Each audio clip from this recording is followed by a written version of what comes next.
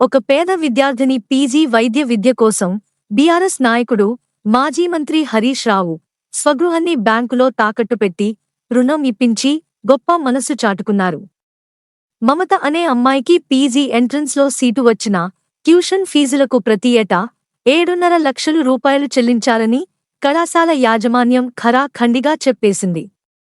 Bank రుణం కోసం వెళ్లగా ఏదైనా ఆస్తిని తనఖా పెడితేనే రుణం మంజూరు చేస్తామని విద్యార్థిని మమత తండ్రి కొంక రామచంద్రంతో బ్యాంక్ అధికారులు చెప్పారు. ఈ నెల 18వ తేదీన ట్యూషన్ ఫీజు చెల్లించి కాలేజీలో చేరుకుంటే పీజీ సీటును తిరస్కరించే పరిస్థితి తలెత్తడంతో వారు హరీష్ రావు దగ్గరికి వెళ్లారు. క్షణం ఆలస్యం చేయకుండా సిద్దిపేటలోని తన ఇంటిని బ్యాంకులో తనఖా పెట్టి హరీష్ రావు 20 లక్షల రూపాయల ఎడ్యుకేషన్ లోన్ మంజూరు చేయించారు. హరీష్ రావు స్వయంగా ₹1,00,000 హాస్టల్ ఫీజు కూడా చెల్లించారు. ఇంతకుముందు కూడా హరీష్ రావు ఒకసారి ఆటో కార్మికుల కోసం ఇంటిని తనఖా పెట్టి రుణం ఇప్పించారు.